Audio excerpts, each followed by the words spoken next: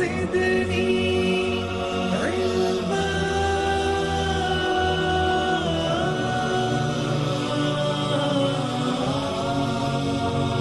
رب زدني علما.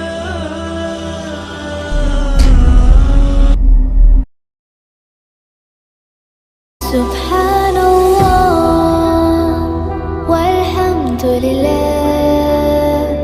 لا إله إلا الله الله أكبر. سبحان الله والحمد لله. إن الحمد لله نحمده ونستعينه ونستغفره ونعوذ بالله من شرور أنفسنا ومن سيئات أعمالنا.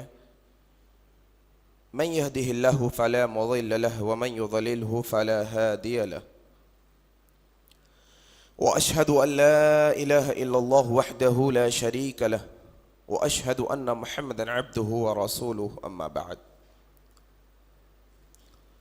فإن خير الحديث كتاب الله وخير الهدي هدي محمد صلى الله عليه وسلم وشر الأمور محدثاتها وكل محدثة بدعة وكل بدعة ضلالة وكل ضلالة في النار. قال الله تبارك وتعالى في القرآن المجيد: أعوذ بالله السميع العليم من الشيطان الرجيم. يا أيها الناس اتقوا ربكم الذي خلقكم من نفس واحدة وخلق منها زوجها وبث منهما رجالا كثيرا ونساء واتقوا الله الذي تساءلون به والأرحام إن الله كان عليكم رقيبا. يا أيها الذين آمنوا اتقوا الله حق تقاته ولا تموتن إلا وأنتم مسلمون. يا أيها الذين آمنوا اتقوا الله وقولوا قولا سديدا يصلح لكم أعمالكم ويغفر لكم ذنوبكم ومن يطع الله ورسوله فقد فاز فوزا عظيما. أعوذ بالله من الشيطان الرجيم. رب اشرح لي صدري ويسر لي أمري واحلل عقدة من لساني يفقهوا قولي آمين يا رب العالمين. میں آج کے اس خطبہ جمعہ کو اللہ تبارک و تعالی کی حمد و ثنا سے شروع کرتا ہوں کہ ہر طرح کی بڑائی اور کبریائی خالصتاً اللہ وحدہ لا شریک کے لائق و زیبا ہے، جس کے قبضہ قدرت میں اس کائناتوں کا ذرہ ذرہ ہے. غرض اسی کے حکم سے بدلتے ہیں یہ موسم، اسی کے حکم سے برستے ہیں یہ بادل. اللہ لا الہ الا هو الحی القیوم لا تأخذه سنة ولا نوم له ما في السماوات وما في الأرض من ذا الذي يشفع عنده إلا بإذنه يعلم ما بين أيديهم وما خلفهم ولا يحيطون بشيء من علمه إلا بما شاء وسع كرسيه السماوات والأرض ولا يؤوده حفظهما وهو العلي العظيم. اس مختصر سی اللہ کی حمد کے بعد بے شمار درود و سلام ہو جناب محمد الرسول اللہ صلی اللہ علیہ وسلم پر. اللہم صلی علی محمد وعلی آل محمد کما صلیت علی ابراہیم وعلی آل ابراہیم انکا حمید مجید. اللہم بارک علی محمد وعلی آل محمد کما بارکت علی ابراہیم وعلی آل ابراہیم انکا حمید مجید. اس کے بعد بے شمار رحمتیں اور برکتیں ہوں آپ صلی اللہ علیہ وسلم کے اصحاب پر. بزرگوں، دوستو، عزیز ساتھی اور پردہ نشین ماؤں بہنوں، آج کے اس خطبہ جمعہ میں جو عنوان ہم نے منتخب کیا ہے وہ عنوان ہے اصلاح معاشرہ میں خواتین کا کردار. در حقیقت جو حالات اور جو ماحول ہندوستان کا ہی نہیں بلکہ ساری دنیا کا چل رہا ہے، یہ بات ہر عالم و جاہل کو، ہر چھوٹے بڑے کو اس بات کا بخوبی اندازہ ہے کہ امت مسلمہ جس وقت جن حالات سے دوچار ہے وہ امت مسلمہ کے لیے بہتر نہیں. در حقیقت آج کا جو عنوان ہم نے منتخب کیا ہے کہ خواتین کا کردار اصلاح معاشرہ میں، ضرورت یوں پڑی عنوان کی کہ جمعہ کی خطبات ہو یا کوئی بڑا جلسہ ہو یا پھر کوئی اور مجلس ہو، بڑے جلسے ہو جمعے کے خطبات ہو یا کوئی اور ہفتہ واری درس ہو، زیادہ مجلسوں میں صرف مرد حضرات کا اہتمام کیا جاتا ہے، عورتوں کے لیے انتظام نہیں کیا جاتا۔ دیکھ لیجئے گا شہر کی بے شمار مساجد ہیں جن میں خطبہ جمعہ سننے کے لیے سووں نہیں ہزاروں کی تعداد میں مرد جمع ہوتے ہیں، لیکن وہی مرد کی بیویاں، وہی مردوں کی مائیں، وہی مردوں کی بہنیں اپنے گھروں میں ہوتی ہیں، انہیں اسلامی تعلیمات کی تعلیم دینے والا کوئی نہیں ہے۔ در حقیقت میں آپ کو یہ بات واضح طور پر بتانا چاہتا ہوں کہ جتنا کردار ہم مردوں کا اس امت کو بنانے میں لگا ہے یا لگنا چاہیے، جتنی قوت مرد حضرات کی اس معاشرے کو بنانے کے لیے لگنی ہے، برابر کی اتنی ہی طاقت اور قوت خواتین کی بھی لگنی ضروری ہے۔ چھوٹی سی مثال دوں تو بات پتہ چلے گی۔ تعداد کے حساب سے اگر آپ دیکھیں گے، تعداد کے حساب سے جتنے مرد ہیں، جتنے شادی شدہ مرد ہیں ان کی اتنی بیویاں ہیں، جتنے باپ ہیں ان کی کئی بیٹیاں ہیں، جتنے بھائی ہیں ان کے کئی بہنیں ہیں، جتنے بیٹے ہیں ان کی اپنی مائیں ہیں۔ تعداد کے حساب سے دیکھا جائے گا تو میں آپ کو بتاؤں ایک اسٹیٹسٹکس رپورٹ جو بتاتی ہے ہمیں کہ اس دنیا کے اندر اکثر ممالک کے اندر عورتوں کی تعداد زیادہ ہے بنسبت مردوں کے۔ اور سورہ نساء کی وہ آیت جس میں 4 شادیوں کا حکم دیا گیا ہے، یہ روز روشن کی طرح آیا ہے کہ اگر ایک مرد 4 شادی کرے گا تو عورتیں زیادہ ہونی چاہیے سرزمین پر، لازمی بات ہے۔ تو بتانا یہ چاہ رہا تھا کہ اس سرزمین پر تعداد کے حساب سے اگر برابر بھی مان لیا جائے کہ جتنے مرد ہیں عورتیں بھی اتنی برابر کی ہے، تو مطلب یہ ہوا جتنا کردار آدمیوں کا ہوتا ہے، جتنا کردار مرد حضرات کا ہوتا ہے معاشرے کو بنانے کے لیے، برابر اتنا ہی کردار عورتوں کا بھی ہونا چاہیے۔ آئیے اصل عنوان پہ آنے سے پہلے چند تمہیدی کلمات جس سے عنوان کا بخوبی اندازہ ہو جائے آپ لوگوں کو سنانا چاہتا ہوں۔ آئیے وہ وقت کی بات کو بھی یاد کرنے کی بڑی ضرورت ہے کہ مکہ کے وہ حالات جب جناب محمد الرسول اللہ پر وحی نازل نہیں کی گئی تھی، ابھی اسلام کے فرامین نازل نہیں کیے گئے تھے، ابھی شریعت محمدیہ نازل نہیں کی گئی تھی۔ وہ مکہ کے ماحول مورخین اپنی تاریخ میں لکھتے ہیں، صحابہ اکرام حدیثیں راوی کرتے ہوئے کہتے ہیں وہ مکہ کا دور ایسے عریانیت کا، وہ جہالت کا دور تھا کہ جس دور کے اندر یہی خواتین کا پیدا ہونا مایوس سمجھا جاتا تھا۔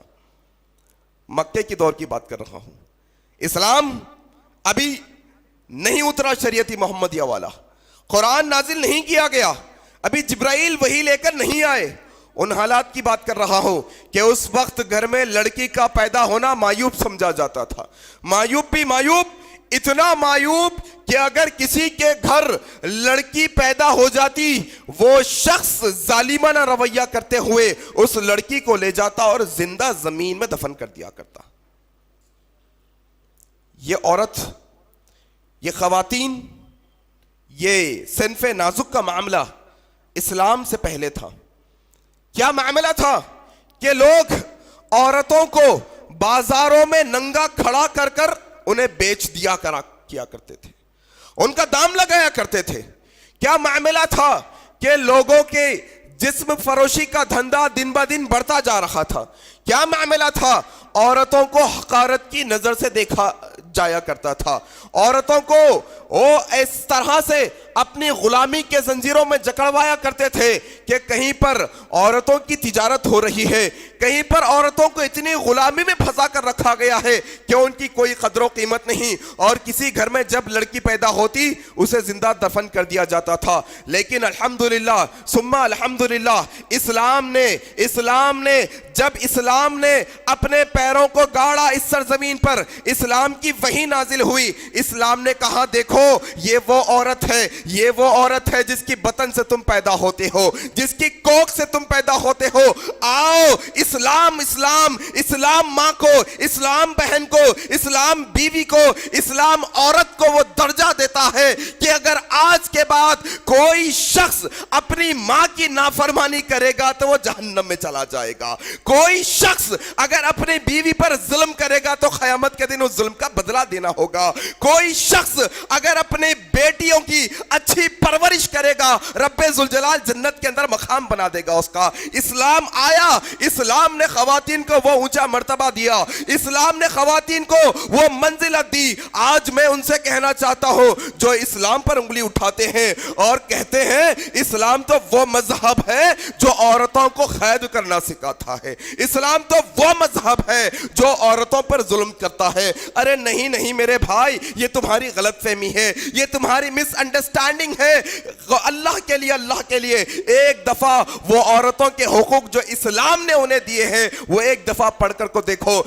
لوگ آج کہتے ہیں ماتا کہو, ماتا کہو, زمین کو ماتا کہو, جھاڑ کو ماتا کہو, الانے کو ماتا کہو, فلانے کو ماتا کہو, اللہ کی کوئی اور مخلوق کو ماتا کہو.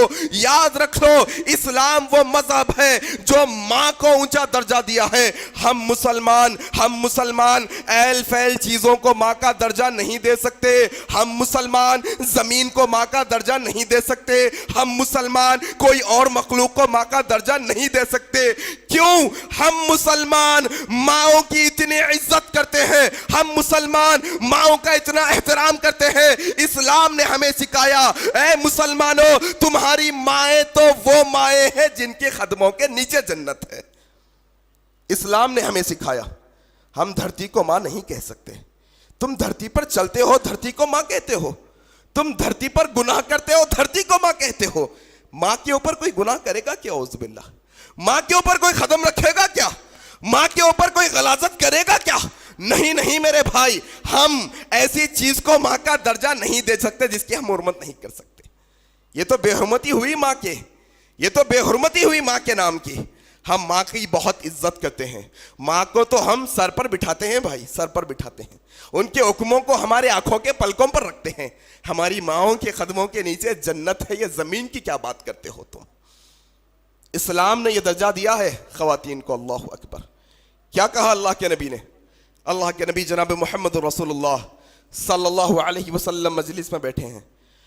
اللہ کے نبی نے کہا اگر کسی کے گھر میں 3 لڑکیاں پیدا ہو جائے, 3 لڑکیاں پیدا ہو جائے, اگر وہ شخص وہ 3 لڑکیوں کی اچھی پرورش کرے, انہیں اچھے اخلاق سکھائے, انہیں اچھا نام دے, اور جب وہ بالغ ہو جائے تو اچھے گھرانے میں ان کا نکاح کر دے.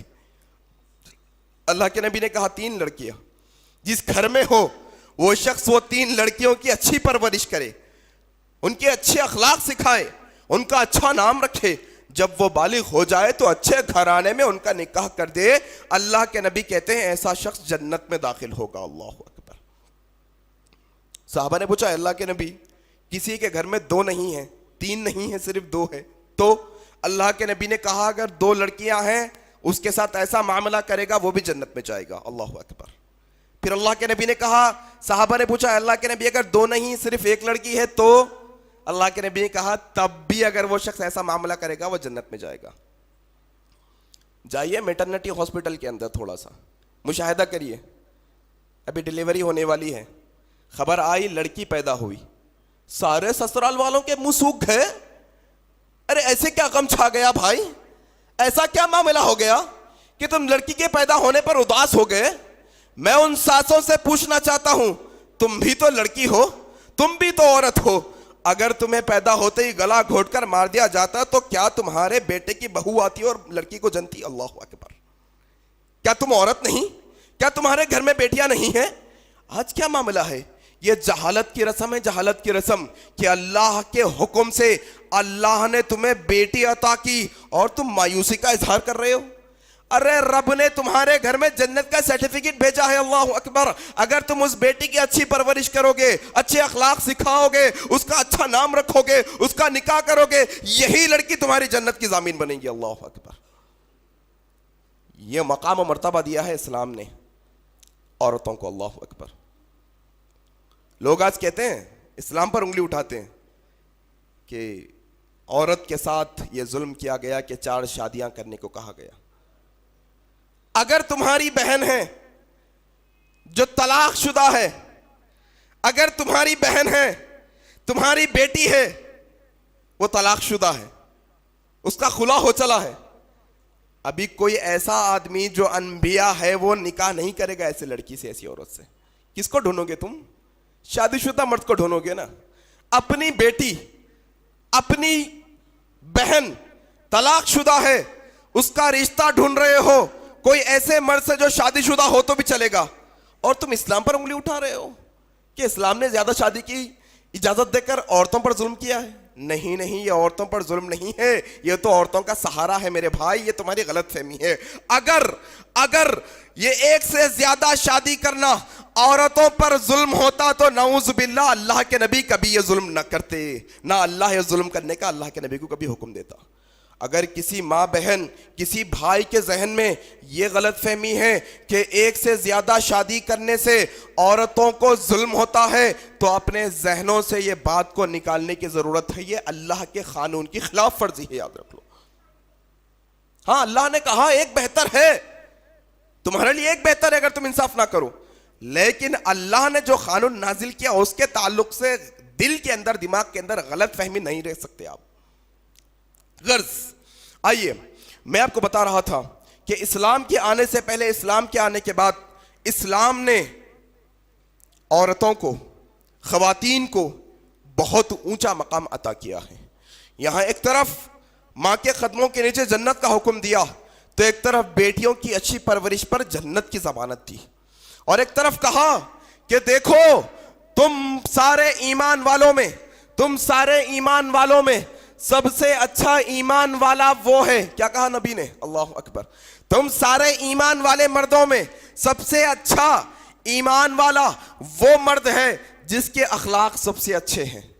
دو کیٹیگریز ہے، ایک ایمان والا ہے، پھر وہ ایمان والوں میں ایک الگ کیٹیگری، اونچی کیٹیگری کے ایمان والے. کیا صفت ہے ان کی؟ ایمان لانے کے بعد بھی ان کے اخلاق اچھے ہیں ماشاءاللہ. ایک ہے ایمان لانا، اور ایک ہے اللہ کے نبی نے کہا وہ ایمان والوں میں سب سے اچھے وہ ایمان والے ہیں جن کے اخلاق اچھے ہیں. اب تیسری کیٹیگری بتائی گئی بیویوں کے تعلق سے، اور کہا ایک تو ایمان والوں میں اچھے وہ جو اخلاق اچھے، اور وہ اخلاق والوں میں بھی سب سے اچھے وہ ہے جو اپنے بیویوں کے ساتھ اچھے ہیں. یاد رکھ لو، بیویوں کے ساتھ ہمارے سب سے اچھے اخلاق کے حقدار اگر کوئی ہے تو ہمارے گھر والے ہیں، یاد رکھ لیجئے گا. یہ اسلام نے عزت بخشی ہے عورتوں کو، یہ اسلام نے اونچی عزت عطا کی ہے خواتین اسلام کو. آئیے یہی خواتین کے تعلق سے چند ایک اہم باتیں بتانا چاہتا ہوں کہ کس طرح سے یہ ہماری خواتین، جو ہماری مائیں، ہماری بہنیں، ہماری بیویاں اور ہماری گھر کی خواتین، ہماری رشتہ دار خواتین، یہ خواتین اسلام کے اندر ہمارے معاشرے کو اچھا بنانے کے اندر کیسا کردار ادا کر سکتی ہیں. چند ایک اہم نکات ہیں جو میں آپ کے سامنے رکھنے کی کوشش کروں گا. امید کرتا ہوں کہ انشاءاللہ اس کو آپ یاد رکھ کر گھر میں خواتین کو سنانے کی کوشش کریں گے، کیونکہ بڑا عجیب معاملہ ہے بھائی ہمارے پاس. اگر آپ شاپنگ کو لے جانا چاہتے ہیں بیوی کو لے جا سکتے ہیں، اگر آپ کوئی ولیمے میں دعوت میں لے جانا چاہتے ہیں تو لے جا سکتے ہیں، آپ کے آفس میں پارٹی ہے وائف کو آپ لے جا سکتے ہیں. اللہ اکبر. مسجد کو نہیں لا سکتے آپ؟ مسجد کو نہیں لا سکتے. کچھ بے وقوفوں نے فتویٰ دیا کہ دیکھو عورتیں مسجد میں آئیں گی تو فتنہ ہوگا. میں ان لوگوں سے پوچھنا چاہتا ہوں کیا تم نے یہ فتویٰ بھی دیا کہ عورتیں فنکشن ہال کو آئیں گی تو فتنہ ہوگا؟ کیا تم نے یہ بھی فتویٰ دیا کہ عورتیں بازاروں کو آئیں گی تو فتنہ ہوگا؟ نہیں دیا. کیا تم نے یہ بھی فتویٰ دیا کبھی کہ خواتین درگاہوں پر آئیں گی تو فتنہ ہوگا؟ نہیں. مسجد کو آئے گی تو فتنہ ہوگا. اللہ اکبر. یہ بہت بڑی نافرمانی ہے اللہ اور اس کے رسول کی. اللہ کے نبی نے کہا اگر تمہاری عورتیں مسجد کو آنا چاہتی ہے تو تم ان اللہ کی بندیوں کو مسجد سے آنے سے نہ روکو. وہ آنا چاہتی ہے تو لاؤ مسجدوں کو. کیا مسجد میں کیا ماحول ملے گا؟ مسجد میں کیا ماحول ملے گا؟ بازار جیسا ماحول ملے گا کیا؟ لاڑ بازار میں جا کر ہماری مائیں بہنیں چوڑیاں پہنتی ہے غیر مردوں کے ہاتھوں میں دے کر، وہ ایبٹس کے شاپنگ سنٹروں میں جا کر غیر محرموں کے ہاتھ میں ہاتھ دے کر مہندی ڈلواتی ہے ہاتھوں پہ، جب کوئی اعتراض نہیں ہوتا. ایک پاک صاف جگہ جو اللہ کا گھر ہے، جہاں اللہ کے رحمت کے فرشتے نازل ہوتے ہیں، جہاں پر سپریٹ انتظام کیا گیا ہے، کوئی عورت مرد کو نہیں دیکھ سکتی، کوئی مرد عورت کو نہیں دکھ سکتا، سپریٹ انتظام ہے. وہ مسجد کو لانے سے لوگوں کو بڑا گلا شکوا ہے. لاؤ اپنی بیویوں کو, لاؤ اپنی ماؤں بہنوں کو یہ مسجدوں کے اندر. یہ وہ مسجدیں ہیں جہاں پر فتنے نہیں ہوتے, یہ وہ مسجدیں ہیں جہاں پر رحمتیں نازل ہوتی ہے, یہ وہ مسجدیں ہیں جہاں پر تم اپنی گھر کی عورتوں کو لاؤ گے تو انشاءاللہ ان کی روحیں پاک ہوگی, روحیں پاک ہوگی, ان کی اصلاح ہوگی. یاد رکھ لو, وہ اصلاح کرنے کے قابل ہوگی. غرض میں آپ کو بتانا چاہتا تھا, انسان کی زندگی دو طرح کی زندگی ہوتی ہے. ایک زندگی گھر کے باہر کی زندگی, ایک زندگی گھر کے اندر کی زندگی. بات جب باہر اور اندر کی زندگی کی آئی تو ایک اہم بات آپ کو مردوں کے تعلق سے, ٹاپک خواتین کا ہے لیکن بات بہت اہم ہے مردوں کے تعلق سے خاص. ایک انسان کی زندگی ہوتی ہے گھریلو, گھر کی چار دیواری میں ماں بہن بیٹی بیوی بچے ہوتے ہیں, اندر ماں باپ ہوتے ہیں. گھر کے باہر نکلے گا تجارت اسکول آفس بزنس دوست ہوتے ہیں, وہاں پر مسجد ہوتی ہے باہر. ایک زندگی گھر کے اندر کی, ایک زندگی گھر کے باہر کی. صحابہ کہتے ہیں اور گواہی دیتے ہیں, صحابہ ہی نہیں اللہ کے نبی کی بیویاں بھی گواہی دیتی ہے, صحابہ بھی گواہی دیتے ہیں اور کہتے ہیں ہم نے دیکھا جناب محمد رسول اللہ صلی اللہ علیہ وسلم کے جو کردار, جو اخلاق, جو بات کرنے کا لہجہ, جو بات کرنے کا رویہ, جو ان کا ایٹیٹیوڈ گھر کے باہر ہوتا وہی گھر کے اندر بھی ہوا کرتا تھا. اللہ اکبر. آج پورے مرد کورے ہیں اس صفت سے, سارے مرد کورے ہیں. گھر کے باہر ہوتا ہے بڑا حشاش و بشاش ہوتا ہے بھائی, گپے بازی کرتا ہے, ہنسی طنز و مزاح کرتا ہے دوستوں کے ساتھ. گھر میں آتا ہے تو نہ جانے کیا ہوتا ہے, کبھی بیوی کو گالی دے دی, کبھی ماں کو جھڑکی دے دی, کبھی کچھ کر دیا. یہ اللہ کے نبی کے اخلاق نہیں ہے, یہ اللہ کے نبی کا اسوہ نہیں ہے دوستو. جیسے آپ باہر رہ رہے ہو اچھی حالت میں اچھے اخلاق میں, وہی اخلاق کے حقدار آپ کے گھر والے بھی ہیں. غرض بتا رہا تھا انسان کی زندگی دو طرح کی ہوتی ہے. ایک گھریلو زندگی ہوتی ہے جو باہر کی زندگی سے بہت مختلف ہوتی ہے, اور ایک ہوتی ہے باہر کی زندگی جو گھریلو زندگی سے بہت مختلف ہوتی ہے. انسان گھر میں ٹریک پینٹ پر ہوتا ہے, لنگی پہن کر ہوتا ہے, عام بنیان پر ہوتا ہے, لیکن باہر ایسا نہیں جاتا, تھوڑا احتیاط کر جاتا ہے, سنبھل کر جاتا ہے. دیکھتا ہے خراب تو نہیں لگ رہا ہوں, اچھا لگ رہا ہوں نا, باہر جا رہا ہوں. جس طرح سے باہر جانے کے لیے اچھا ہوں لگ رہا, اچھا ہوں نہیں اچھا لگ رہا ہوں یا خراب لگ رہا ہوں جانچ رہے ہیں, ایسے ہی گھر آنے سے پہلے بھی جانچنا چاہیے کہ اچھا لگ رہا ہوں کہ خراب لگ رہا ہوں. وہی پھکی پرانی صورت لے کر گھر میں آ رہے ہیں, کہاں پر تمہارے اوپر محبت آئے گی بیوی کو؟ تم سارا غصہ آ کر گھر میں نکالتے ہو, کہاں محبت بڑھے گی تمہارے اندر؟ تمہارے گھر کے اندر بھی وہی رویہ ہونا چاہیے جو باہر ہوتا ہے, باہر بھی وہی صفات ہونی چاہیے جو گھر کے اندر ہوتی ہے. دو زندگیاں. گھر کے باہر کی جو زندگی ہوتی ہے وہ ساری زندگی مرد ہینڈل کرتا ہے.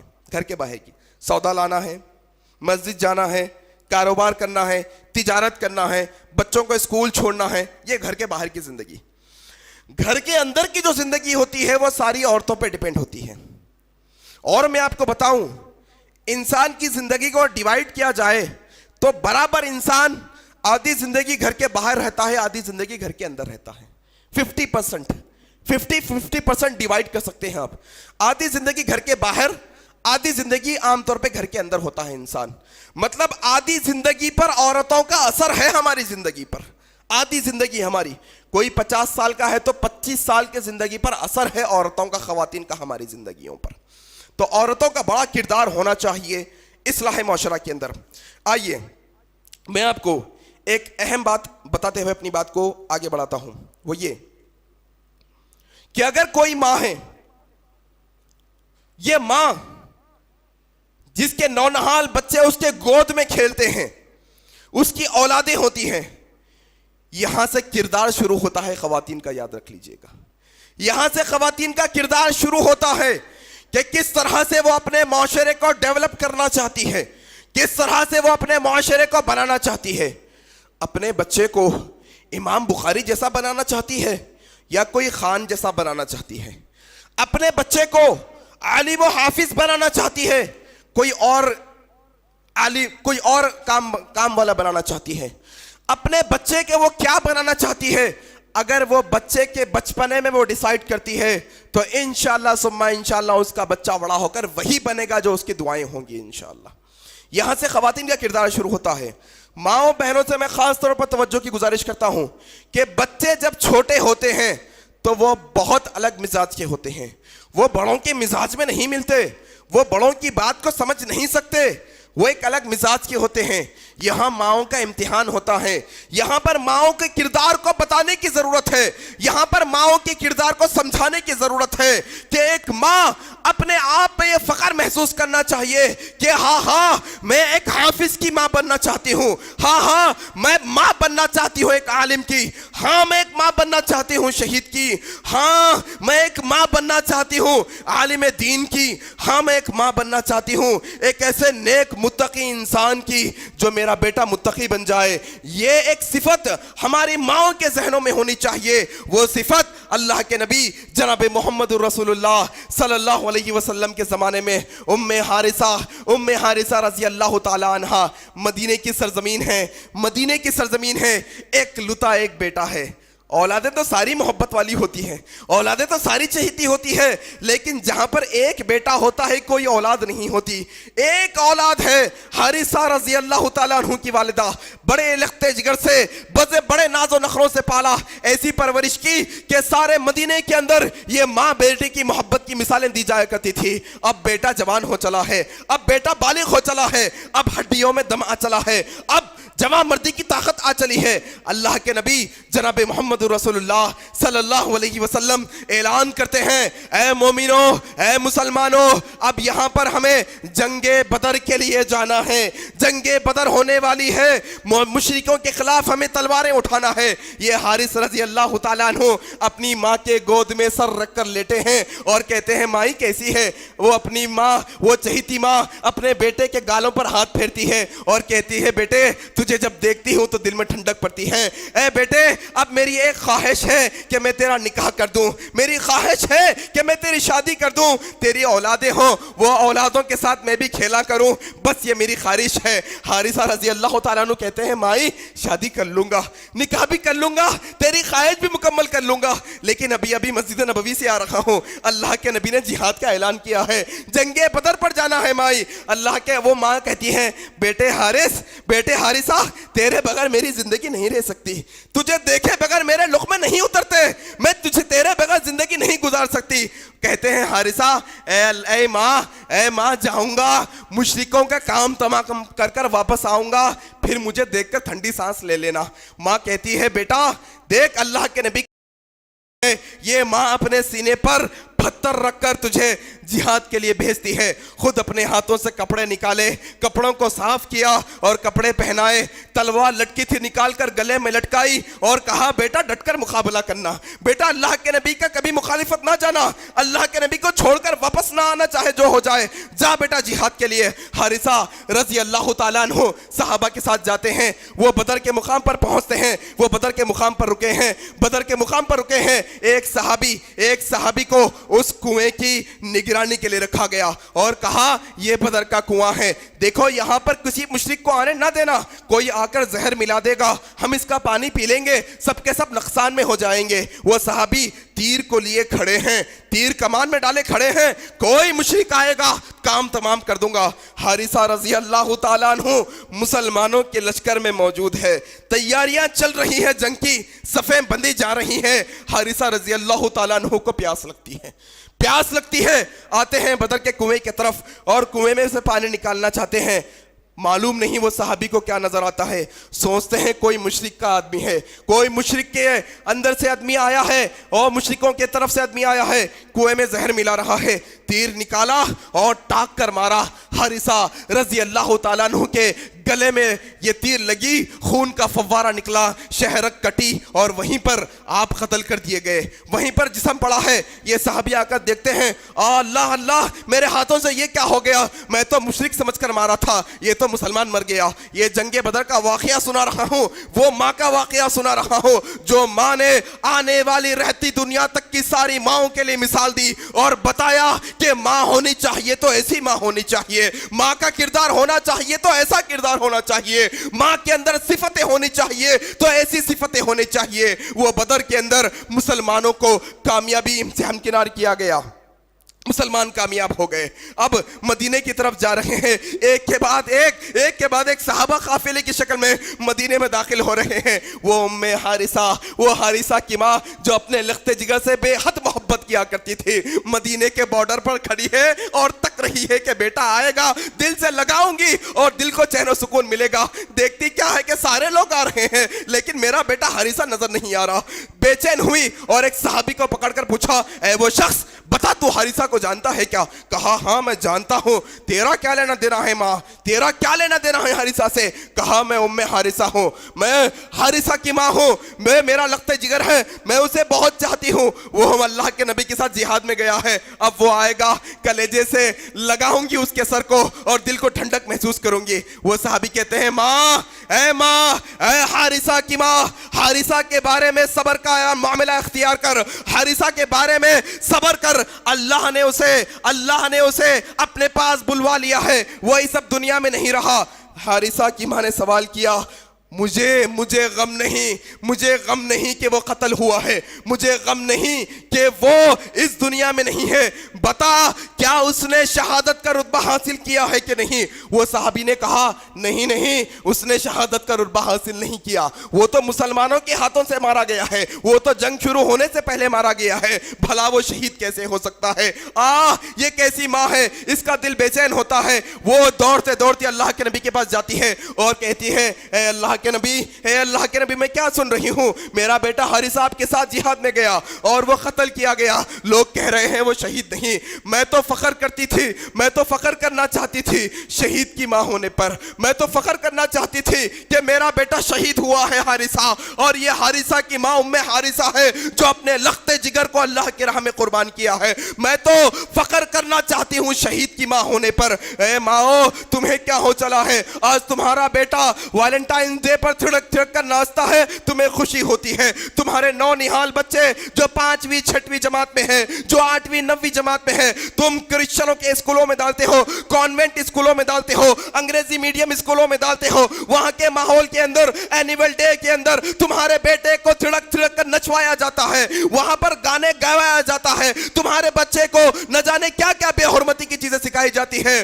تم اینیول ڈے میں جاتے ہو, تمہارے بچوں کا ناچ دیکھتے ہو, تمہارے بچوں کا گانا دیکھتے ہو اور تم خوش ہوتے ہو. وہ ماں نے تمہیں بتایا اگر تمہیں فخر کرنا ہے تو شہید والے بیٹے پر فخر کرو, اگر تمہیں فخر کرنا ہے تو دیندار بیٹے پر فخر کرو, تمہیں اگر فخر کرنا ہے تو حافظ اور عالم پر فخر کرو, تمہیں اگر فخر کرنا ہے تو اللہ کے مطیع و فرما بردار بیٹے پر فخر کرو. یہ ماں نے تمہیں درس دیا ہے کہ ایسے بیٹوں کو تم اپنی کوکوں سے جنو کہ اسلام کے لیے وہ کچھ کام کر جائے, اسلام کے لیے اپنی جانوں کو قربان کرنے والے بن جائے, اسلام کے لیے اپنی نیندوں کو قربان کرنے والے بن جائے, اسلام کے لیے اپنے نفسوں کی قربانی دینے والے بن جائے. اے میری ماؤں, سب سے پہلا پیغام جو میں تمہارے نام آج کے خطبے میں دینا چاہتا ہوں, تم ایک مثالی ماں بنو, ایک ایسی مثالی ماں بنو جو بچپنے سے ایسی تربیت کرو کہ تمہارے بیٹے بڑے ہو کر امام مسلم جیسے بنے, امام بخاری جیسے بنے, عمر بن عبدالعزیز جیسے بنے. وہ خطاب کے بیٹے عمر نے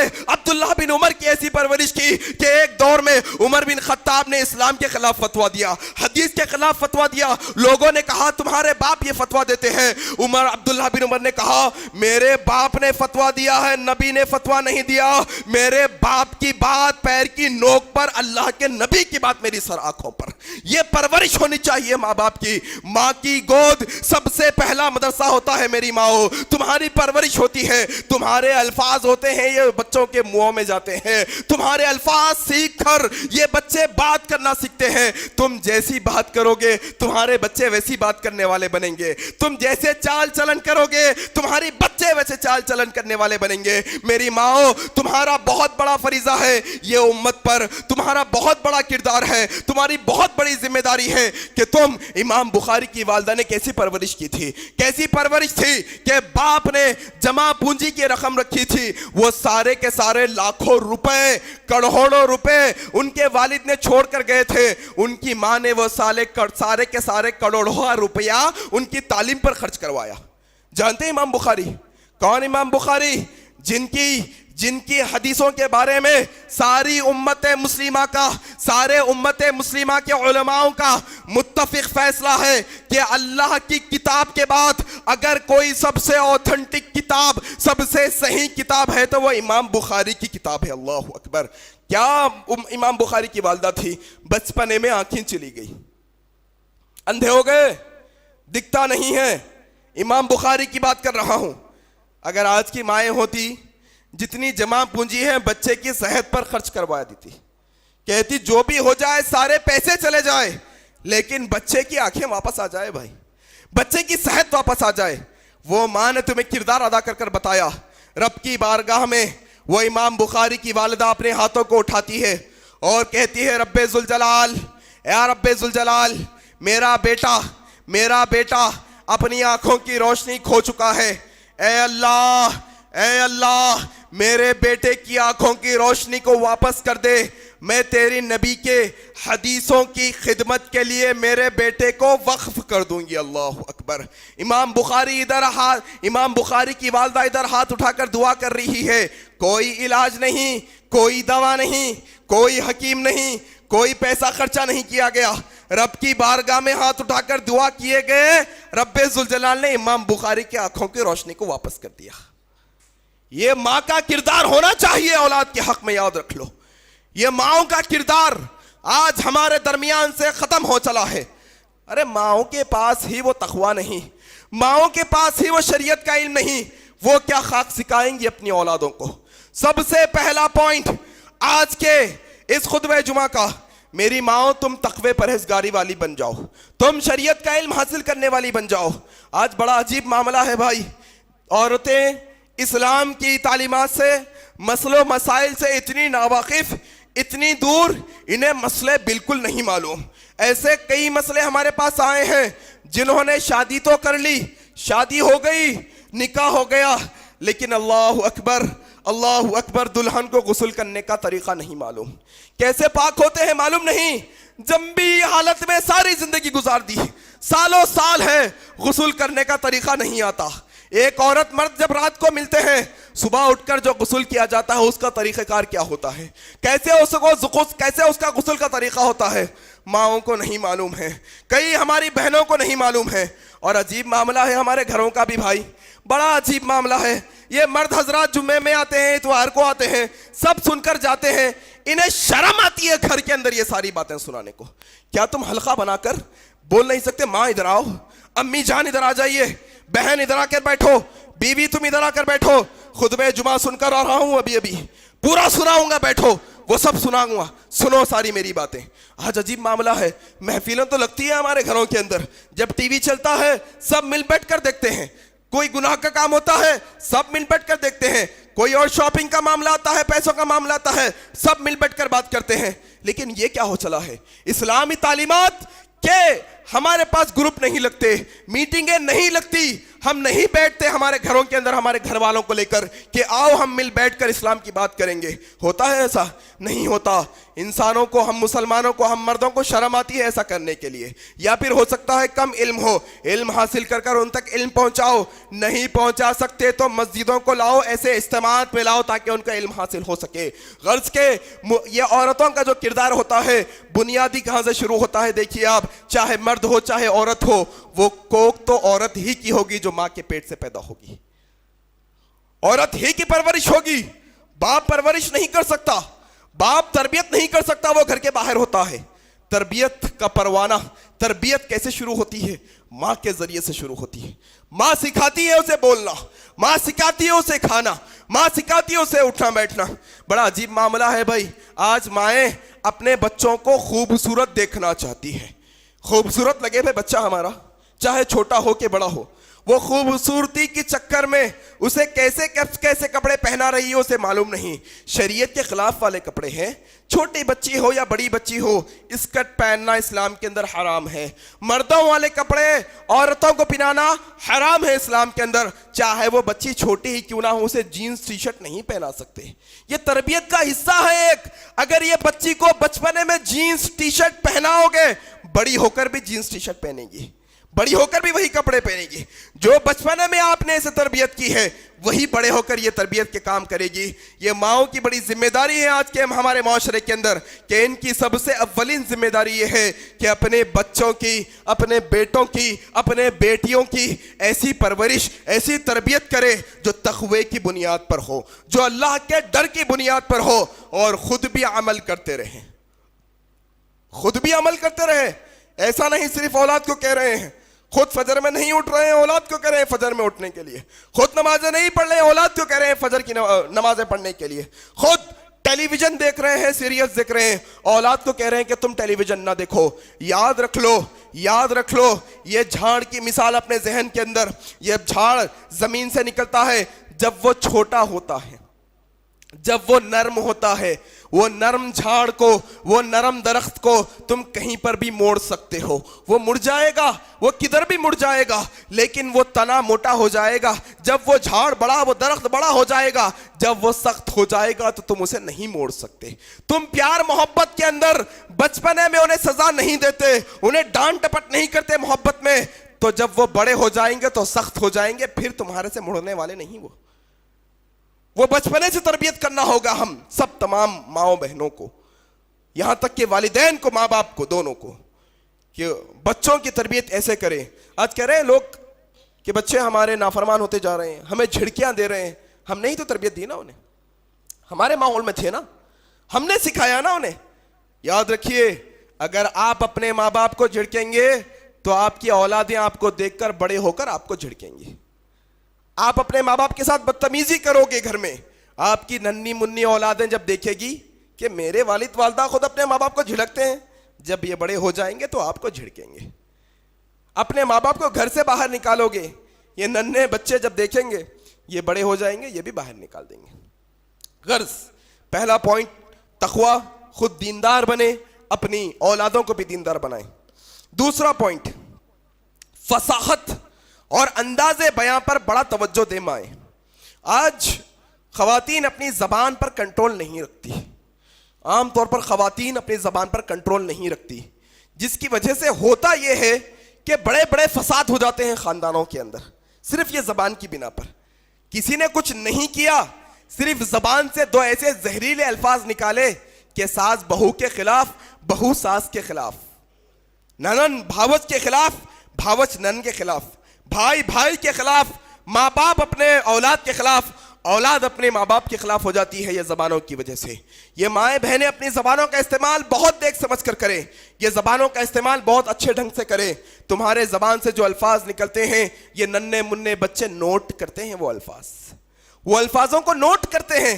تمہارے ننھے بچے تمہارے جو گھر میں ہیں تمہارے ایک ایک لفظ پر غور کرتے ہیں, جو تم کہتے ہو وہ دہرانے کی کوشش کرتے ہیں.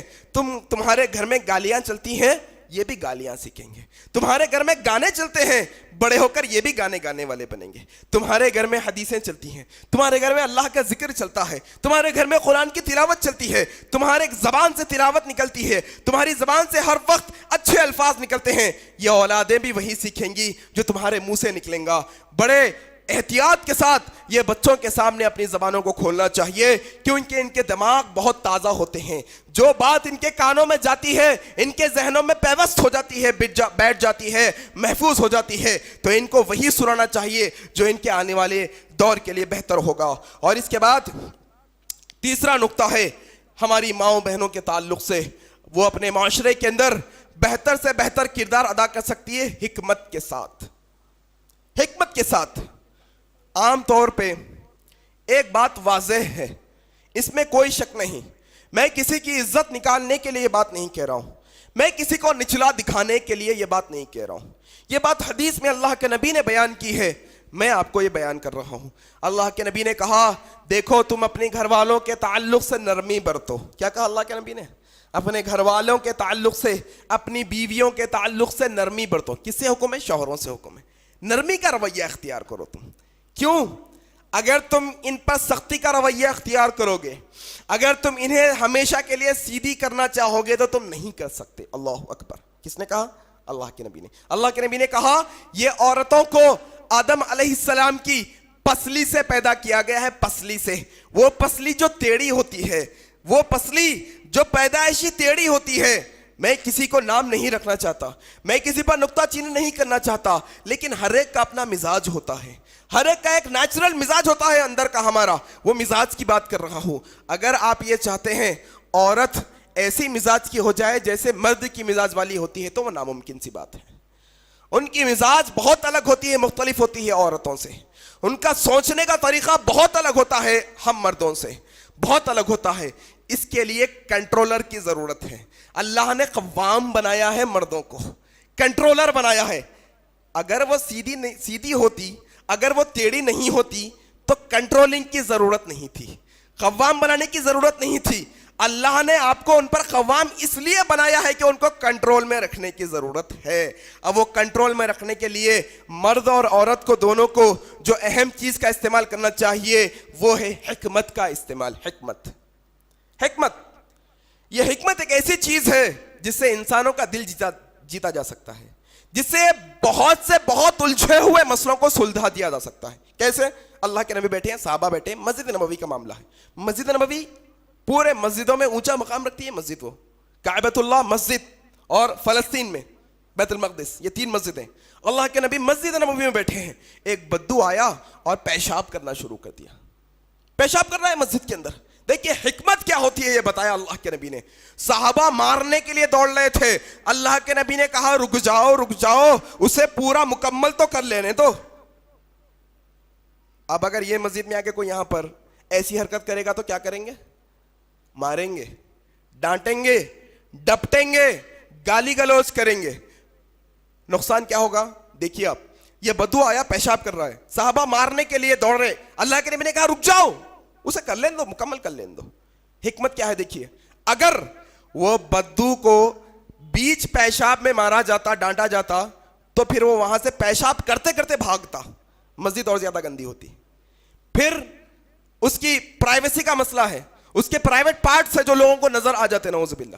اللہ کے نبی نے حکمت کا مظاہرہ کر کے بتایا رک جاؤ, اسے کر لینے دو. ہاں بھائی تھوڑا پانی لاؤ, اس پر بہاؤ, وہ پاک ہو گیا. بدو کو بولا ادھر آؤ, بیٹھو, دیکھو یہ اللہ کا گھر ہے, یہاں پر ایسی نجاست والا کام نہیں کرتے, آئندہ سے کہیں اور جا کر کرنا, یہ کام مسجدوں میں نہیں کرنا. امام احمد بن حنبل اپنے مسند احمد میں کہتے ہیں وہ بدو نے ایک بہترین دعا کی اس کی بات. اللہ اکبر, دیکھیں حکمت کیسی ہے. وہ بدو نے کہا اللہ کے نبی مجھے علم نہیں تھا اس معاملے میں, مجھے معلوم نہیں تھا, مجھے حاجت بہت ضرورت زیادہ محسوس ہو رہی تھی, میں نے یہاں پر کر دیا. اس کے بعد کہا اے اللہ مجھ پر اور محمد صلی اللہ علیہ وسلم پر. کیا دعا کی بدو نے؟ اے اللہ مجھ پر اور محمد صلی اللہ علیہ وسلم پر رحمت کو نازل کر, اور اتنی زیادہ رحمت نازل کر کہ ہم اس میں ڈھانک جائے, اور اے اللہ وہ رحمت کے اندر ہم دونوں کے علاوہ کسی اور کو شریک نہ کرنا. اللہ اکبر. یہ حکمت کا نتیجہ ہوتا ہے, یہ حکمت کا رزلٹ ہوتا ہے. کچھ معاملہ گھر میں ہوا, آنن فانن جھڑکیاں, غصے کا مزاج, بحث و مباحثہ, تکرار, اس سے معاملے اور بگڑتے ہیں, یاد رکھ لیجئے. تو میں خواتین سے خاص طور پہ گزارش کرتا ہوں, یہ حکمت کا معاملہ اپنائیں گے تو انشاءاللہ ثم انشاءاللہ ایک بہترین کردار ادا ہوگا آپ کا معاشرے کے اندر. ہر معاملے میں حکمت, ہر معاملے کے اندر. اور اسی طرح سے چوتھا نقطہ جو میں آپ کو سنانا چاہتا ہوں, وہ چوتھا نقطہ ہے حسن تربیت. یہ حسن تربیت کے اندر امت کی عورتوں کے ساتھ ساتھ امت کے وہ سارے بڑے لوگ بھی آتے ہیں جن کی نگرانی میں یہ عورتیں ہوتی ہیں, یاد رکھ لیجئے. حسن تربیت کے اندر یہ عورتوں کے ساتھ ساتھ وہ سارے لوگ آتے ہیں جو عورتیں جن کے کنٹرول میں ہوتی ہیں. جیسے باپ بیٹیوں پر کنٹرول رکھتا ہے, بڑا بھائی ہے تو چھوٹی بہنوں پر کنٹرول رکھتا ہے, شوہر ہے تو بیوی پر کنٹرول رکھتا ہے. یہ حسن تربیت کا معاملہ, یہ مزاج, یہ ماحول ہمارے ذہنوں سے ختم ہو چلا ہے. حسن تربیت کیسی؟ جہاں پر بھی آپ اپنے قریبی لوگوں کو یا کسی اور کو برا کام کرتے دیکھو تو آنن فانن ٹوکو. ابھی میں نے آپ کے سامنے حدیث بیان کی, بدو آیا پیشاب کرنے لگا. وہ حدیث کے اندر جو نقطہ ملتا ہے وہ یہ کہ بدو ہو یا کوئی اور ہو, جان پہچان والا ہو یا انجانا ہو, غلطی کر رہا ہے تو آپ خاموش نہیں بیٹھ سکتے, خاموش نہیں بیٹھ سکتے. آپ آواز تو اٹھانا ہے آپ کو, حکمت کے ساتھ اٹھانا ہے لیکن آواز تو اٹھانا ہے. یہ حسن تربیت کا پہلی سیڑھی ہے کہ جہاں کہیں بھی آپ کے جاننے والے یا نہ جاننے والے دکھتے ہو, آپ اگر وہ برائی کر رہے ہو تو ان کو سب سے پہلے برائی سے روکو. جہاں کہیں بھی. ہوتا کیا ہے, عام طور پر ہم اپنے خاص لوگوں کو نظر انداز کر دیتے ہیں. ہم اپنے خاص لوگوں کو نظر انداز کر دیتے ہیں. جب غیر کوئی کرتا ہے تو بڑی نکتہ چینی کر کے انگلی اٹھا کر دیکھو انہوں کر رہے ہیں, دیکھو انہوں کر رہے ہیں. یہ رویہ نہیں ہونا چاہیے. حسن تربیت کا معاملہ تو یہ ہے کہ وہ حسن تربیت کے اندر سب سے پہلے اپنے گھر سے حسن تربیت شروع کی جائے.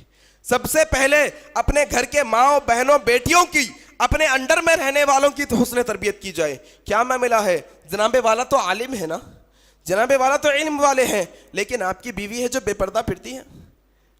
آپ تو بڑے حافظ ہیں, مسجد کے امام ہیں, ہم نے آپ کی بیوی کو دیکھا, آپ کی بیوی صرف شال اوڑھ کر جاتی ہے, نہ برقع پہنتی ہے, نہ چہرہ چھپاتی ہے. یہ کی دینداری ہے؟ یہ حسن تربیت میں نہیں آتا, یاد رکھ لیجئے. یہ حسن تربیت میں سے نہیں آتا. یہ حسن تربیت کا مزاج اور ماحول پیدا کریے اپنے گھروں کے اندر, ہر جگہ پر. پانچواں نقطہ اور آخری نقطہ ہے, یہ بہت اہم نقطہ ہے. آج جس طرح سے پہلے تقریر کے شروعاتی تمہیدی کلمات میں میں نے آپ سے کہا کہ آج خواتین کو اسلامک ایکٹیویٹیز سے بہت دور کر دیا گیا ہے, بہت دور کر دیا گیا ہے.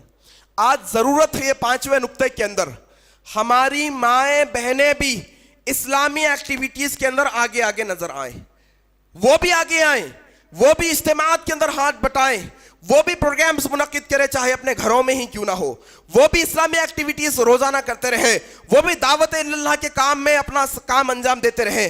آج بڑا عجیب معاملہ ہے بھائی. آج ہم یہ سمجھ رہے ہیں کہ عورتیں ہماری خدمت کر رہی ہے, بس وہ پکا کے دے رہی ہے, ہماری فرما برداری کر رہی ہے, بچوں کو پال رہی ہے, گھر کے سارے کام کر رہی ہے, کافی ہے. یاد نہیں حضرت صفیہ رضی اللہ تعالیٰ عنہ اللہ کے نبی کی پھوپھو, اللہ کے نبی کی پھوپھی ہے. کون؟ حضرت حمزہ کی بہن. اللہ اکبر. احد کا میدان ہے, احد کا میدان ہے, جنگ چل رہی ہے, ساتھ میں عورتوں کا ایک قافلہ بھی ہے. اللہ اکبر. کہاں کی بات کر رہا ہوں بھائی؟ میدان جنگ, جہاد کے میدان کی بات کر رہا ہوں. میدان جہاد کے اندر مرد حضرات ہیں, ان میں ایک ٹکڑی عورتوں کی بھی ہے جن کے اندر اللہ کے نبی کی پھوپھی حضرت صفیہ رضی اللہ تعالیٰ عنہ ہے, جو اپنے ہاتھ میں پانی کا مشکیزہ لیے کھڑی ہیں کہ جہاں کہیں صحابی زخمی پڑا ہے پانی پلاتی, جہاں کہیں صحابی زخمی پڑا ہے زخموں پر مرہم پٹی کرتی.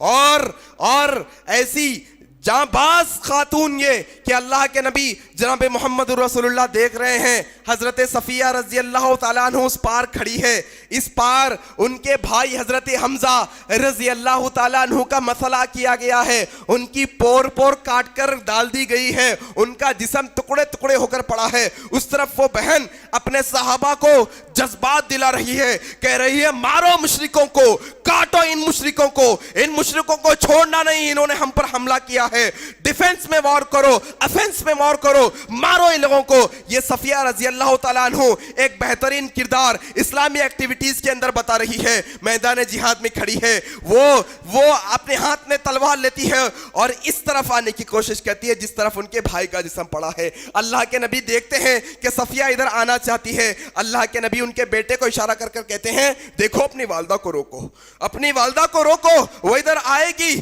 اپنے بھائی کے جسم کو دیکھے گی, ان کی ہمت ٹوٹ جائے گی, انہیں یہاں نہ آنے دو. بیٹا جا کر روکتا ہے, کہتا ہے بیٹے تو ہٹ جا, یہ صفیہ ہے, صفیہ آج یہ صفوں میں گھس کر رہے گی. اللہ کے نبی نے کہا کہ ہٹ جاؤ, آنے دو انہیں. وہ آئی اور اگر کہا اے اللہ کے نبی جناب محمد رسول اللہ صلی اللہ علیہ وسلم, جانتی ہوں میں, علم ہے مجھے, میرے بھائی حمزہ کو شہید کر دیا گیا ہے, اس کے ٹکڑے ٹکڑے کر دیے گئے ہیں, لیکن اے اللہ کے نبی آپ کی پھوپھی صفیہ کا جگر اتنا کمزور نہیں کہ ایک بھائی کی موت پر اس کی ہمت ٹوٹ جائے. صفیہ پیچھے ہٹنے والوں میں سے نہیں, صفیہ ابھی بھی اگلے صفوں میں رہنے والی ہے. اللہ اکبر.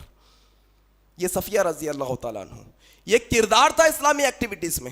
ابھی تو جہاد کا معاملہ نہیں رہا بھائی, ابھی جہاد کا وہ جنگ کا معاملہ نہیں رہا, ابھی وہ موقع ہی نہیں. ابھی وہ چانس ہی نہیں ہے ہمارے لیے کہ ہم جنگ کریں جا کر.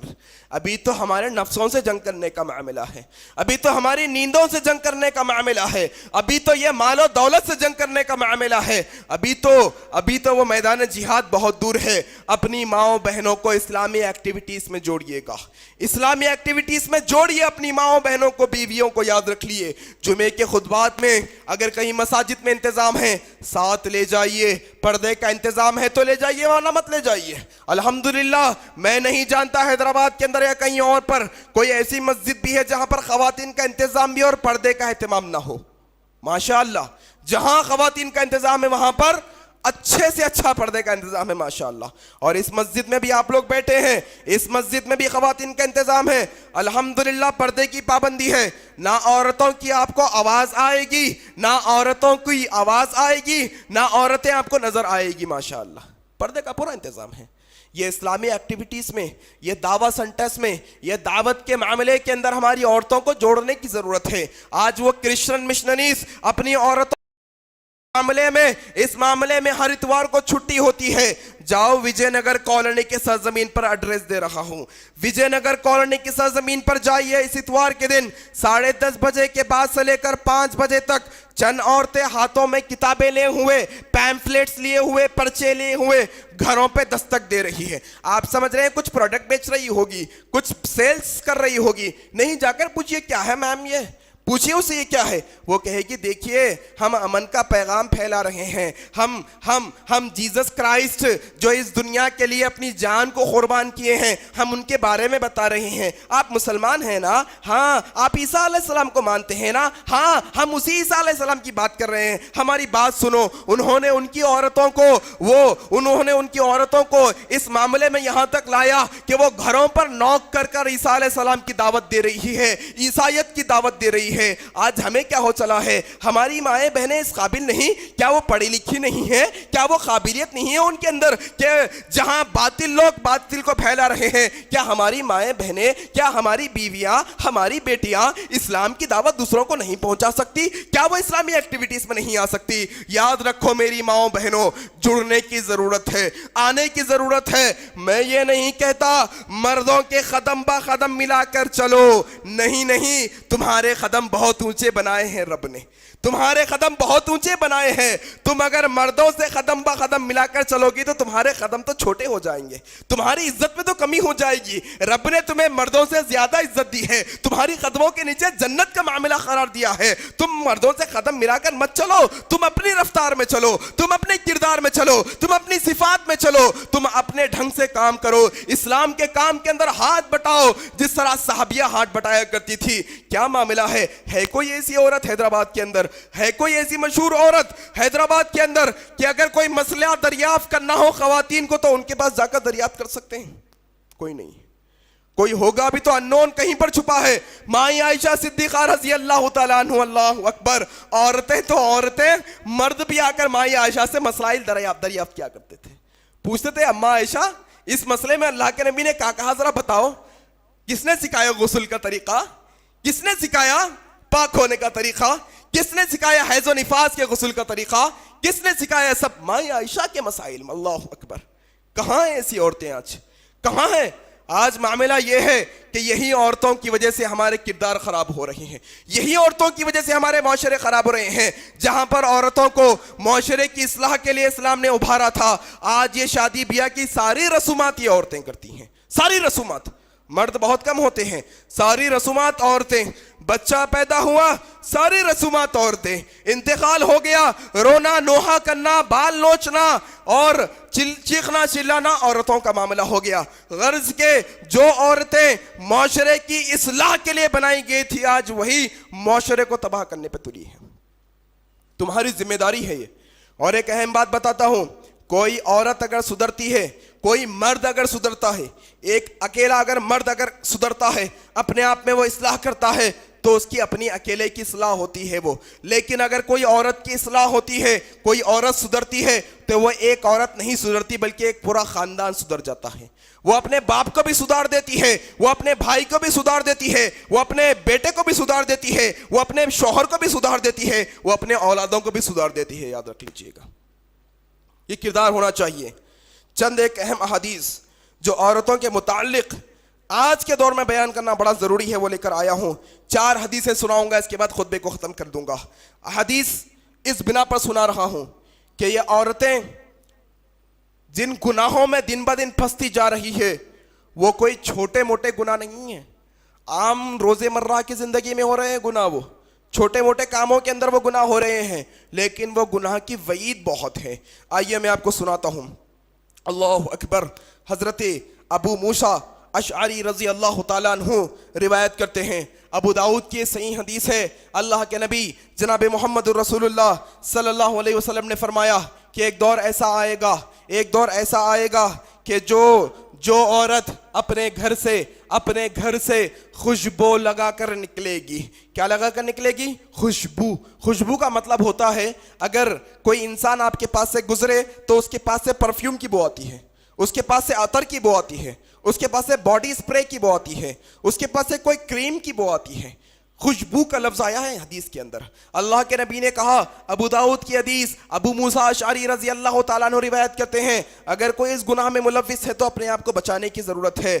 یاد رکھ لو, اللہ کے نبی نے کہا جب تم آنکھوں سے کوئی گندی چیز دیکھتے ہو تو وہ آنکھوں کا گناہ زنا ہوگا. زنا سمجھتے ہیں نا, زنا اڈلٹری, زنا ہوگا. آنکھوں سے کوئی گندگی دیکھتے ہو, بے حیائی دیکھتے ہو تو وہ کون سا؟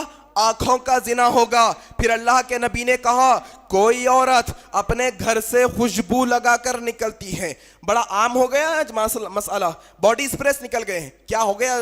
باڈی اسپرے لگائیں گے تو پسینہ نہیں آئے گا نا. ذرا تھوڑا سمر ہے, ہم کالج جا رہے ہیں, ہم دفتر اسکول جا رہے ہیں, لڑکیاں ہماری, آپ کی, میری مائیں بہنیں کی بات کر رہا ہوں میں, ہمارے گھر کی عورتیں باڈی اسپرے استعمال کر رہی ہیں جس سے ہوا میں خوشبو پھیلتی ہے. وہ پرفیوم, لیڈی پرفیومز بنائے گئے, خاص طور پر خواتین کے الگ پرفیومز بنائے گئے خواتین کے. اللہ کے نبی نے کہا آنکھوں سے گندی چیز کو دیکھنا آنکھوں کا زنا ہے. اگر کوئی عورت اپنے گھر سے خوشبو لگا کر نکلتی ہے اور کوئی مجموعے کے پاس سے گزرتی ہے تاکہ ان کو خوشبو آئے, اللہ اکبر. کوئی عورت اپنے جسم پر خوشبو لگا کر نکلتی ہے اور کوئی مجلس کے پاس سے گزرتی ہے, اللہ کے نبی نے کہا وہ عورت تو ایسی ویسی ہے, وہ زانیہ ہے. اللہ اکبر. زنا کرنا ہے, خوشبو لگا کر باہر نکلنا, یاد رکھ لیجیے.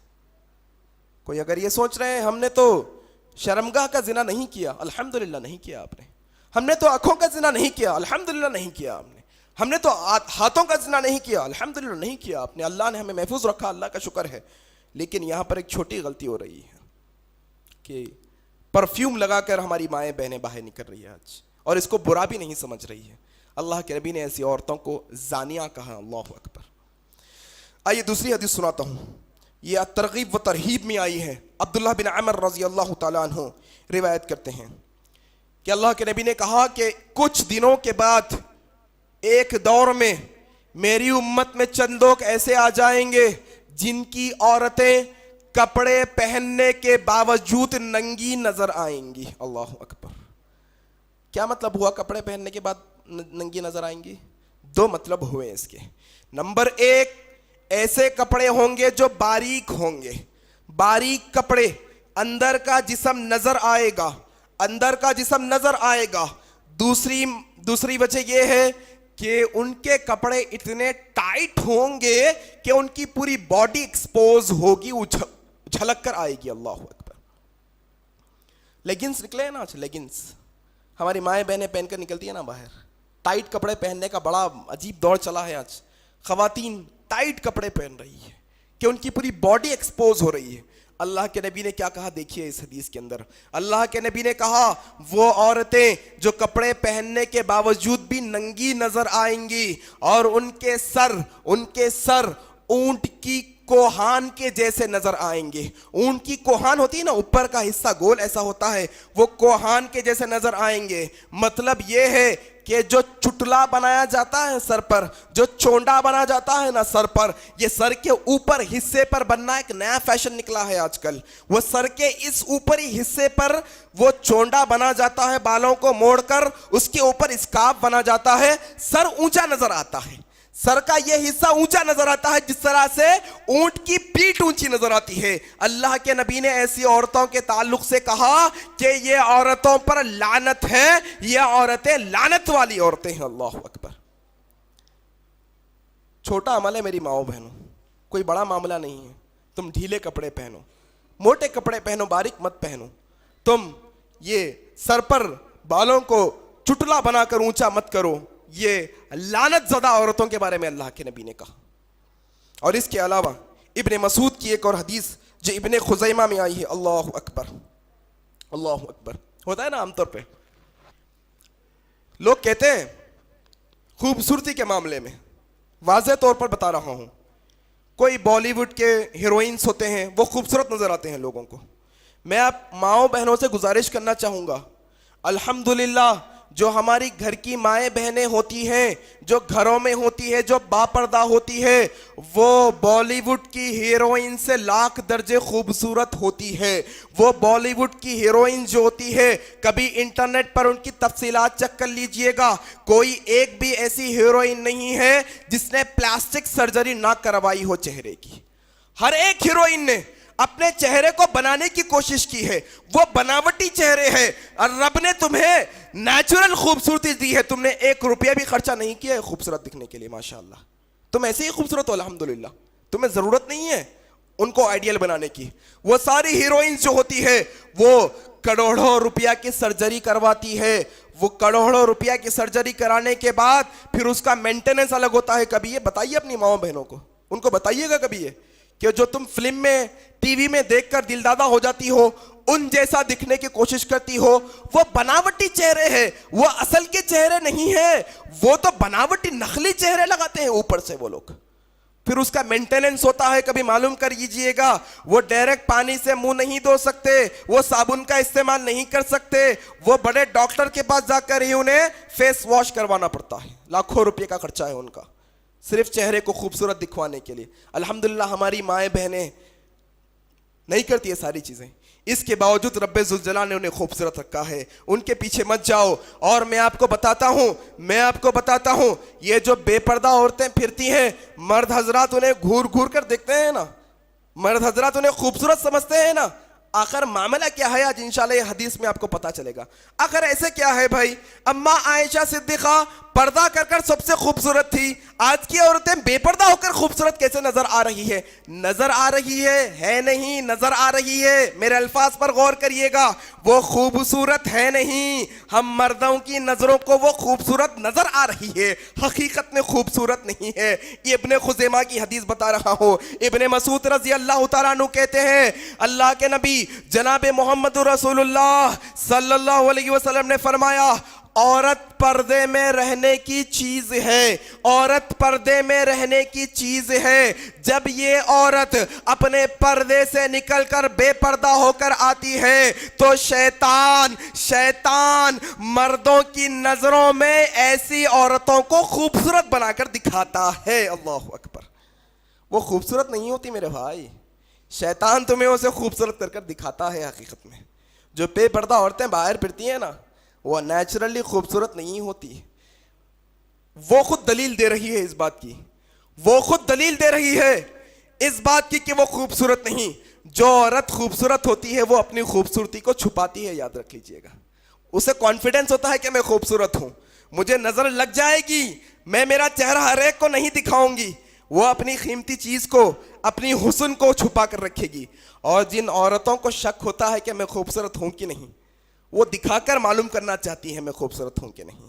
اور شیطان دکھاتا ہے ہمیں, شیطان خوبصورت کر کر دکھاتا ہے. اللہ کے نبی کی حدیث ہے, میں نہیں کہہ رہا.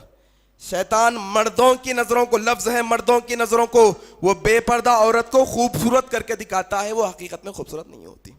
3 حدیثیں بیان کیا. آخری حدیث, اللہ اکبر, ابو داؤد کی حدیث ہے. اللہ کے نبی جناب محمد رسول اللہ صلی اللہ علیہ وسلم نے فرمایا، یہی خوشبو کے تعلق سے بات کر رہا ہوں.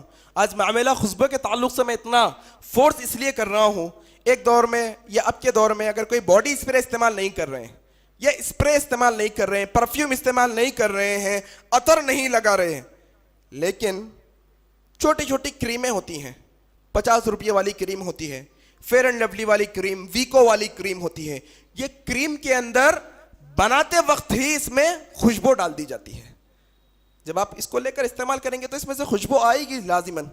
ہاں اتنی خوشبو ہے کہ اگر آپ کہیں سے گزرے تو بازو والوں کو اس کو خوشبو نہ آئے تو کوئی بھی کریم لگوا سکتے ہیں. لیکن اگر وہ کریم کی خوشبو اتنی زیادہ ہے، اگر وہ فیس واش ایسا ہے جس سے منہ دھونے سے آپ کے پاس سے اتنی زیادہ خوشبو آ رہی ہے، یا کوئی شیمپو ایسا ہے جو اپنے بالوں میں آپ ڈالتے ہیں جس کے نہانے سے آپ کے پاس سے اتنی خوشبو آ رہی ہے، کہیں سے آپ جا رہے ہیں تو آپ کے پاس سے خوشبو آ رہی ہے، یا پھر کوئی ایسے لکوڈز آئے ہیں جس سے آپ اپنے لباس کو دھوتی ہو، اپنے برقعوں کو دھوتی ہو، اگر اس میں سے بازو والوں کو خوشبو آ رہی ہے تو ایسی خوشبو والوں کے تعلق سے اللہ کے نبی کہتے ہیں اگر کوئی عورت خوشبو لگا کر مسجد کو آئے گی خوشبو لگا کر، تو ایسی عورت کی نماز قبول نہیں ہوگی تب تک کہ وہ گھر واپس جا کر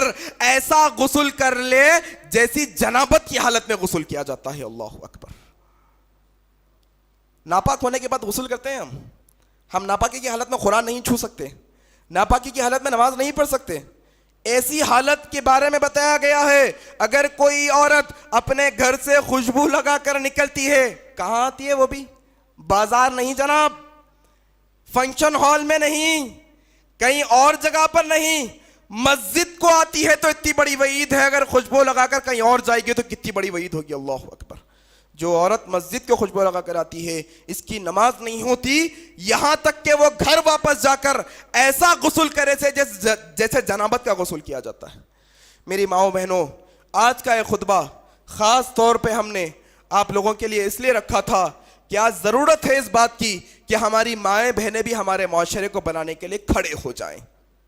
غرض اللہ تبارک و تعالیٰ سے میں دعا کرتا ہوں کہ اللہ تبارک و تعالیٰ ہمارے گھر کی تمام عورتوں کو ایسی صفات والی عورتیں بنا دے جیسی صحابیات کی صفات تھی. مولا ہم مردوں کو بھی ایسی صفات والے بنا دے جیسے صحابہ کے صفات تھے. الہ العالمین جو کوئی بھی بیمار حال ہے ان کی بیماری کو دور فرما. الہ العالمین جو بھی پریشان حال ہے ان کی پریشانی کو دور فرما. الہ العالمین ہم میں سے جو انتقال فرما چکے ہیں ان لوگوں کی اگر وہ توحید پر انتقال فرمائے ہیں تو ان کی مغفرت عطا فرما. الہ العالمین ہم میں سے جو کوئی بھی زندہ ہے ہم تمام لوگوں کو جب تک زندہ رکھ، اسلام پر زندہ رکھ، اور جب ہماری موت آئے تو اسلام پر آئے. سبحان ربک رب العزت عما یصفون وسلام علی المرسلین والحمد للہ رب العالمین والسلام علیکم ورحمۃ اللہ وبرکاتہ. مزید علماء اور مقررین کے بیانات سننے کے لیے ہمارے YouTube چینل کو سبسکرائب کیجیے. جزاک اللہ.